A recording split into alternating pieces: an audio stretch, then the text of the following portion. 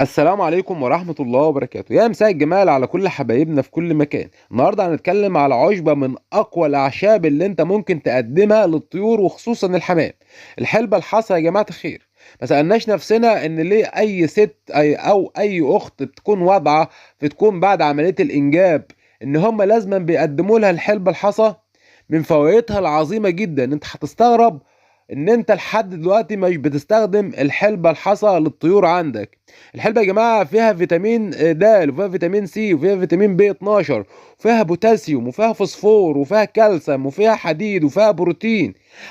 فوائد الحلبة يا جماعة لا تعد ولا تحصى. طيب فوائدها للحمام يا جماعة عشان بس ما نشردش عشان الموضوع طويل جدا، ولكن بتمنى يا شباب ندعم فيديو بلايك ونصلي على سيدنا محمد صلى الله عليه وسلم. فوائد الحلبة الحصى يا جماعه، الحلبة بتساعد في زياده الخصوبه. الذكوره يا جماعه الخير اللي ما بتروق البيض، الحلبة بتساعد في زياده الخصوبه، وكمان بتقوي المبيض الضعيف عند الانثى.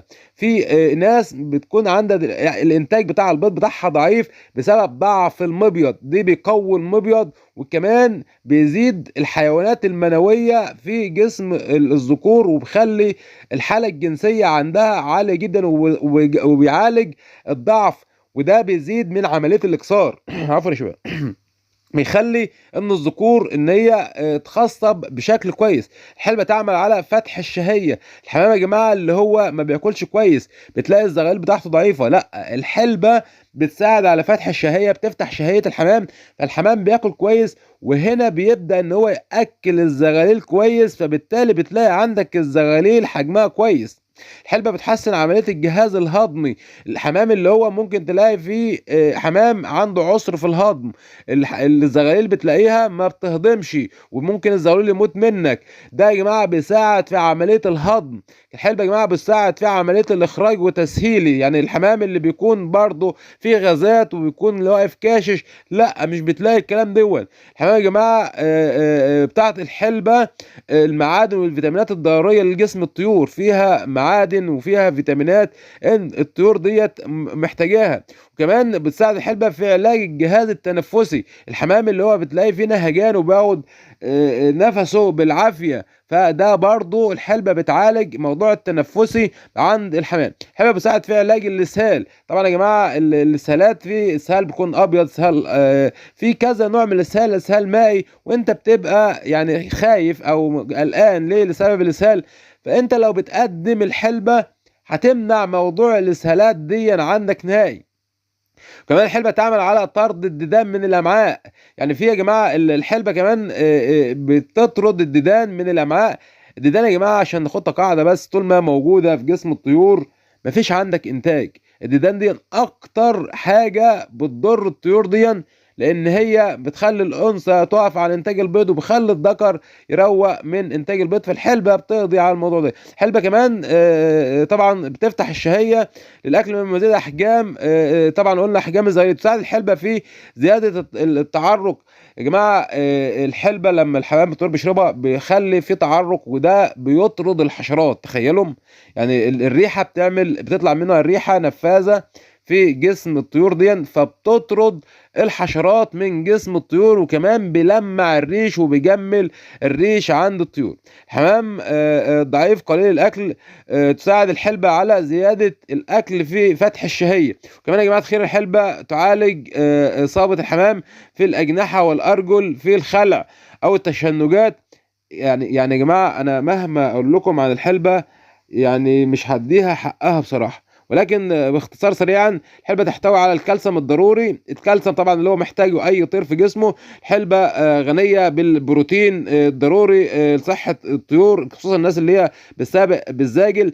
الحلبة فيها البوتاسيوم وفيها الفوسفور، تساعد الحلبة في تنشيط الدورة الدموية.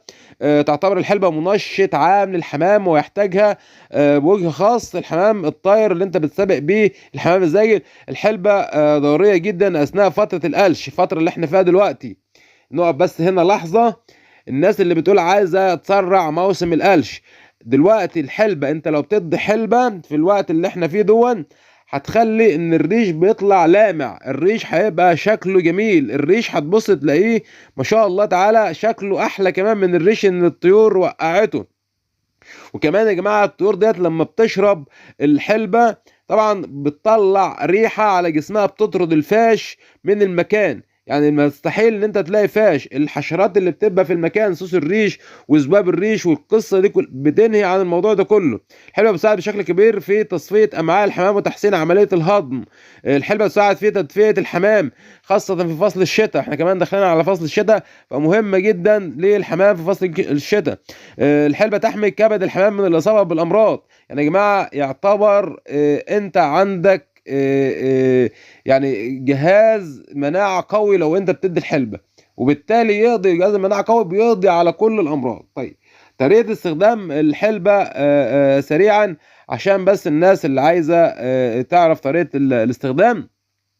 طبعا يا جماعه في علاج لاناث الحمام في ضعف المبيض والذكور الحمام ضعف الانتاج والاسهال والامساك والجهاز الهضمي والتنفسي. تضع 2 معلقه لو انت عندك الحاجات ديت عند الحمام. عند الاناث في ضعف في المبيض والذكور ضعيفه وفي اسهال، فانت بتجيب معلقتين من الحلبه بتغلي في لتر ميه، معلقتين بتغليهم في لتر ميه لمده 10 دقائق، ثم انت بعد كده بتزود عليها بقى 4 لتر ميه تانيين. يعني انت بتجيب معلقتين بتغليهم في لتر ميه، وبعد كده بتزود 4 لتر ميه وبتقدمها تسيبها تبرد، وبتقدمها طبعا للحمام على عطش. مهم جدا عشان تعمل كده. طيب لو انت عايز تعالج الديدان وتفتح شهية الحمام، بتحط 4 معالق من الحلبة، بتحط 4 معالق من الحلبة وبتسيبها في لتر ميه لمده يوم. يعني بتسيبها ما بتغليهاش بقى في الميه زي المرحله الاولانيه، لا. لو انت عايز تعالج الديدان بتحط 4 معالق في لتر ميه وبتسيبها يوم، وبتسيبها يوم كامل، وبعد كده انت بتخلطها على 4 لتر ميه برضو، وبتبدا ان انت تقدمها للطيور صباحا، بتقضي ان شاء الله على الديدان وكمان بتفتح شهية الحمام. طبعا يا جماعة الحلبة مهمة جدا ومفيدة جدا.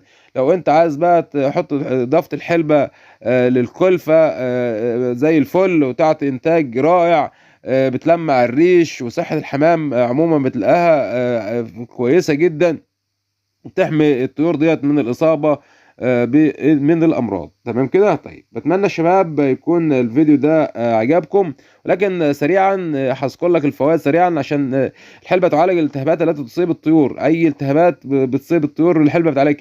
كذلك تعمل الحلبة على مساعدة الطيور من الخروج من مرحلة القلش بسرعة، بتجدد الريش بسرعة. الحلبة بتساعد على طرد الحشرات والفاش والكلام ده من العش.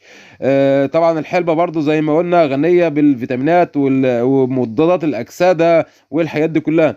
الحلبة برضو زيد من نشاط الطيور وبتخلي الدورة الدموية سريعة وبتعلم من جهاز المناعة. الحلبة تعمل على فتح الشهية. تعتبر الحلبة وقاية وعلاج كمان للطيور من التنفسي والأمراض دي كلها. طبعا لو قلت لك هقول لك كتير جدا في الحلبة. بتمنى الشباب يكون الفيديو عجبكم وكون اقدم لكم معلومة. ما تبخلش علينا باللايك. وصلت معايا في فيديو حضرتك، اشوفكم على خير، استودعكم الله. السلام عليكم ورحمة الله وبركاته.